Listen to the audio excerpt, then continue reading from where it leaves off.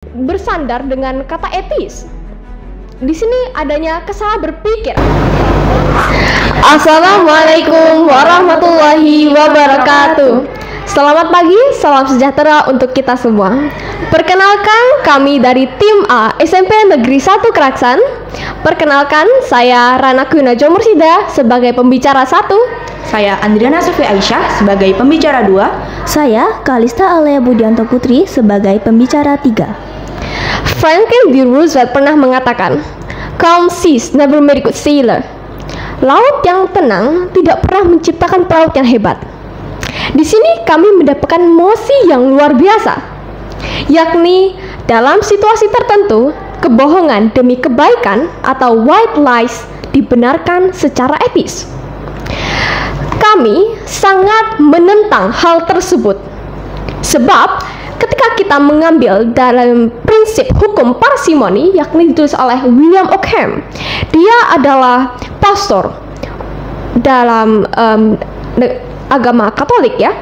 Upaya untuk menyampaikan sesuatu dengan mengambil argumen yang paling sederhana, dan argumen paling sederhana lah argumen yang mungkin untuk diterima.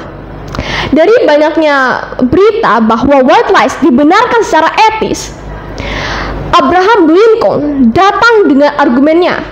Dia mengatakan, kamu mungkin saja bisa menipu satu orang dalam satu waktu. Kamu juga bisa menipu satu orang sepanjang waktu. Tetapi kamu tidak bisa membohongi semua orang sepanjang waktu. Di sini kita bisa melihat bahwa beliau sangat menjunjung tinggi kejujuran. Ketika kita bisa melihat bahwa etimologi dari kata lies dalam bahasa Inggris, yakni kebohongan atau bohong, kita bisa artikan sebagai dusta atau menipu. Di sini tidak cocok untuk bersandar dengan kata etis. Di sini adanya kesalahan berpikir bahwa white lies dibenarkan secara etis. Seperti Rolf Dobelli yang pernah menulis di buku The Art of Thinking Clearly. Dia pernah mengatakan prinsip bagaimana manusia salah dalam berpikir.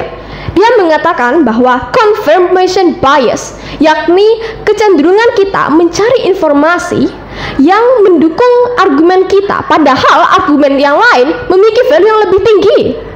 Kita bisa lihat bahwa white lies tidak dibenarkan secara etis sebab memiliki faktor-faktor yang lain.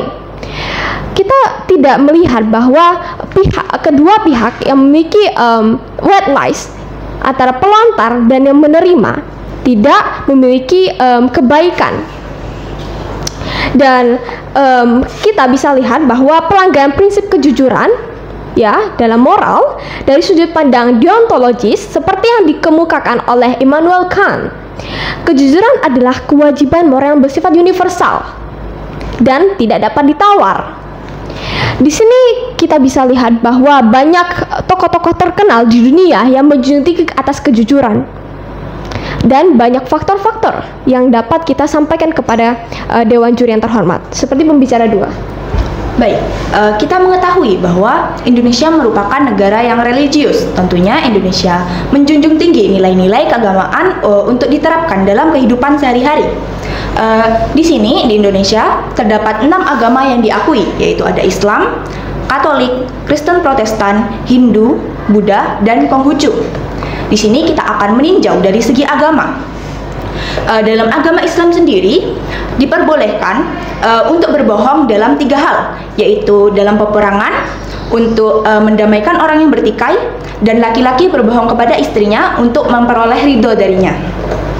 Oke, di sini dalam Islam hanya dalam 3 hal itu.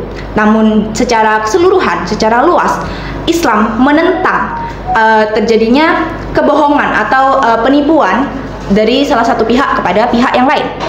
Begitu juga dengan agama Katolik, atas dasar perintah Allah yang ke-8, yaitu jangan bersaksi dusta terhadap sesamamu.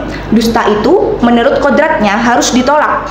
Maksud yang disengaja untuk menipu sesama tentunya bertentangan dengan nilai-nilai kebenaran dan cinta kasih. Selain itu, dari ajaran Buddha, dari ajaran kitab Tripitaka terdapat 5 sila, yaitu tidak membunuh, tidak mencuri, tidak berbohong, dan juga tidak meminum alkohol serta tidak berbuat asusila. Yang mana kita akan menekankan pada poin ketiga, sila ketiga, yaitu tidak berbohong. Kemudian dalam agama Konghucu, berbohong atau dusta itu dianggap sebagai tindakan yang tidak etis. Kita tekankan tidak etis, sehingga tentunya menentang mosi kita pada pagi hari ini. Dan juga berbohong itu merusak hubungan sosial.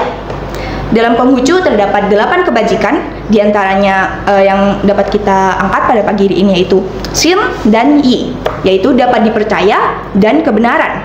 Berbohong dianggap sebagai pelanggaran terhadap nilai-nilai kejujuran dan kepercayaan ini yang merupakan fondasi penting dalam masyarakat Konghucu.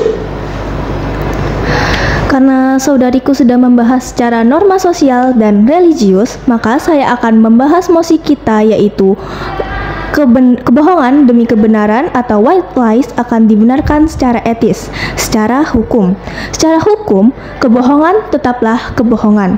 Saya akan mengambil contoh pada sistem pendaftaran negeri kita, yaitu zonasi. Dalam sistem ini membuat beberapa oknum orang tua memalsukan kakak anak-anak mereka.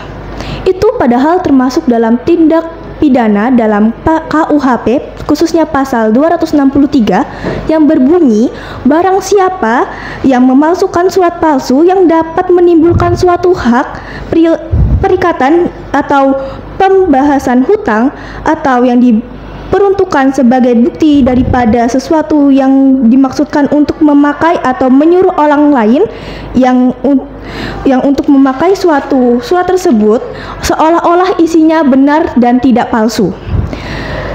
Maka dari itu, pasal itu akan menjerat hukuman paling lama adalah 6 tahun.